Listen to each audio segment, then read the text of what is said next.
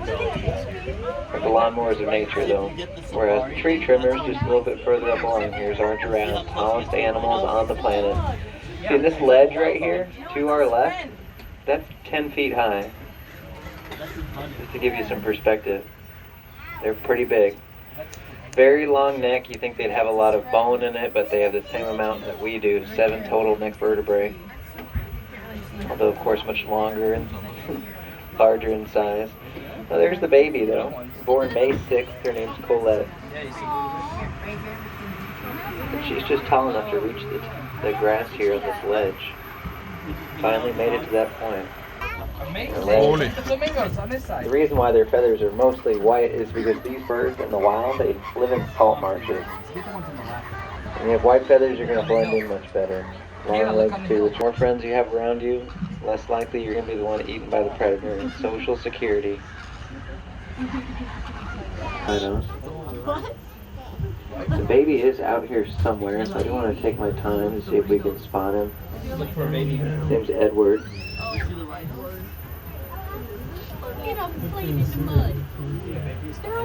Might be right up against this wall. Here, I'll pause here. If you stand up, you might be able to see him. I think that's his mom. You can see her back. I'll give him a bit of time. Oh, there he is. Right behind mom there.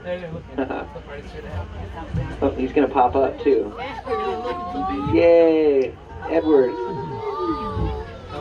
It's my favorite animal in the entire world. So adorable. I'm tired now. We've had 100 rhinos, we've had 100 southern white rhinos born here, more than any other zoo. This at the park, you can fit the whole zoo in this one enclosure. Animals have room to explore new areas, socialize, and demonstrate happiness. Only predators, though, you'll find out here are these pelicans. They do a lot of fishing. Their long bills are used kind of like nets to scoop up the small fish.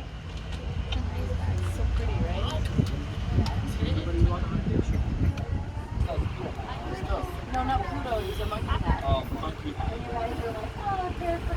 Right, we didn't have kids. Yeah.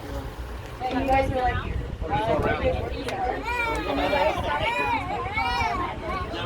bring that up is because there's some scavengers there, right? Let's pass those small trees. There's rupals and a Cape vulture. Critically endangered. The breeding them's challenging because they lay one fertile egg maybe once every 2 years. And they don't reach sexual maturity until around age 8 or so.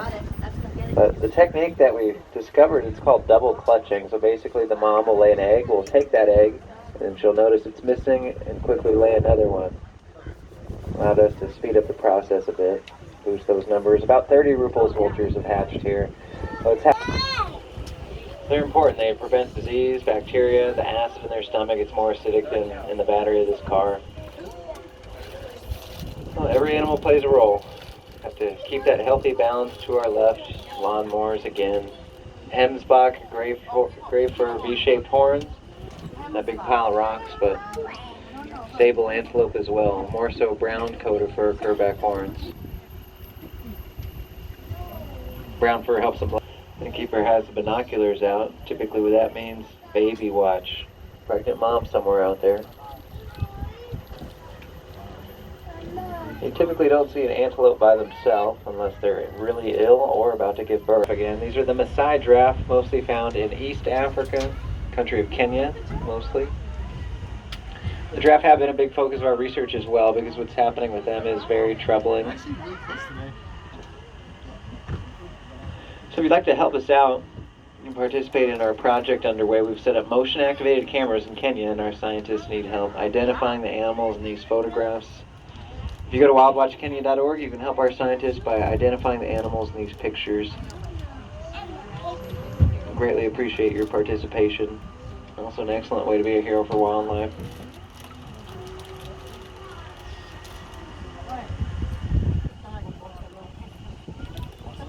It's really a big part of conservation science is the collection. They're about 150 to 200 pounds fully grown. And they're like us in a way that they have solid bones, so ostrich can't fly. which I'm a bit thankful for. I think it would be pretty terrifying to see a flying ostrich. But they are quick, run about 30 miles an hour. Lay some big eggs too. Last one I saw out here is maybe just a bit smaller than a cantaloupe, you know, the melon. We have the second largest bird in the world here too at the park. If you go to the Australian Walkabout exhibit, it's at the north end.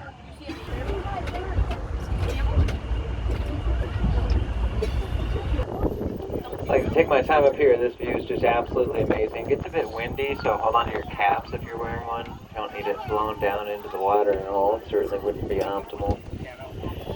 There's a Sitatunga occupying this little pond here, aquatic animals. Fuzzier the fur, more aquatic the antelope. You can shake the water off more easily, kind of like how your dog might after it gets out of a pool. But yeah, the coastal sage scrub is all around us. Southern California's natural landscape in pristine form. These hillsides that you see, one of 12 biodiversity hotspots on the planet. Sadly, though, it's also the Barbary sheep on top of the rocks. Even when it was raining out yesterday, they're still hopping all over those rocks with confidence because those hooves are like little suction cups. It's pretty handy adaptation, especially when you live in an area that looks like that big rocky outcrop across from us on the hillside. And if you have binoculars, you can see more of them. Or you can try to, but we do have more just across there. Some of the biggest animals on the planet. I'm more so happy that the scimitar horned oryx came down to see us. They're to the right. White coat of fur, which helps them blend into the dirt. Deserts of North Africa, long symmetrical curve-back horns. This species is a great demonstration that situations can improve. This species had about 500 born here. With many other AZA accredited zoos, big collaborative effort, they were sent back to North Africa and population numbers are beginning to stabilize. But reintroduction is always the end goal. We want more for our animals than to just thrive in a zoo. At some point we want to get them back home as well. It's not always easily achieved because you can't send them back to a dangerous habitat.